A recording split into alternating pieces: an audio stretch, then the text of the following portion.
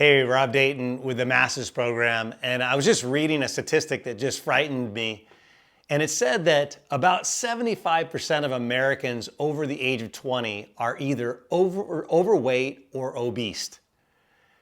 Isn't that crazy? And then what's really interesting is that just less than 25% of Americans work out or exercise regularly.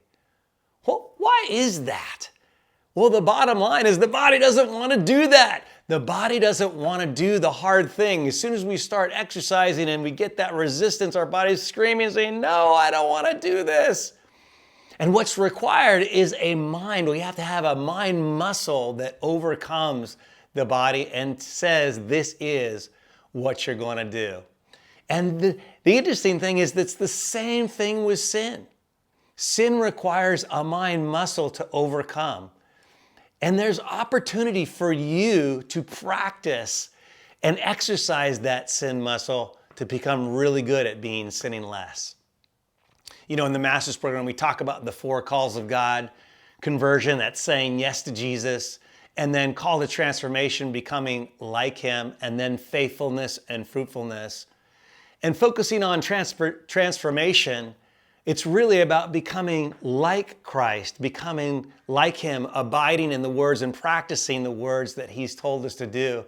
The Apostle Paul refers to it in Romans 12 as a renewal of our minds so that we can actually prove the will of God and what's holy and acceptable and perfect.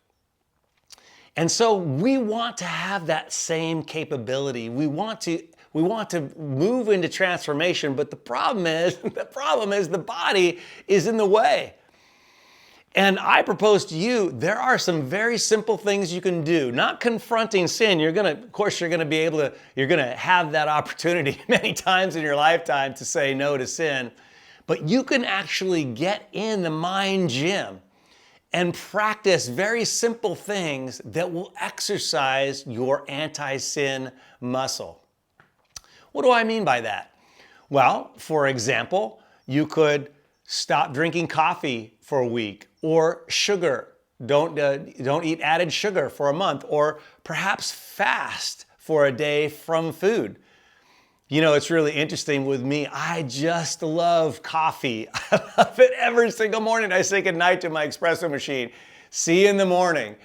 And that is can become an unhealthy desire. And I need to say, okay, so for this week, I'm not going to drink coffee no matter what my body says and screams and says I want that coffee. I'm going to say no. I'm exercising my authority over the body with my mind to say no. And every time we exercise something like that, as an example, something like that, every time we exercise, our mind muscle becomes more powerful and more capable and more strong to say no.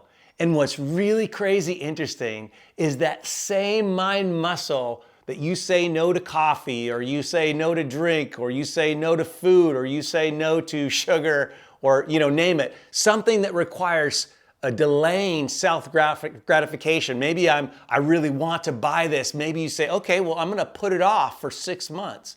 Every time you do that, you are exercising the mind muscle. And it turns out that same mind muscle is the same muscle used to repel sin, to say no to sin, because sin is about the body's desires over what you conscientiously know is right. And your mind has got to take authority over sin. And so we need to get in the gym. We need to get in the mind gym. And we need to work out that mind muscle. So I hope this is helpful to you. I hope it's practical.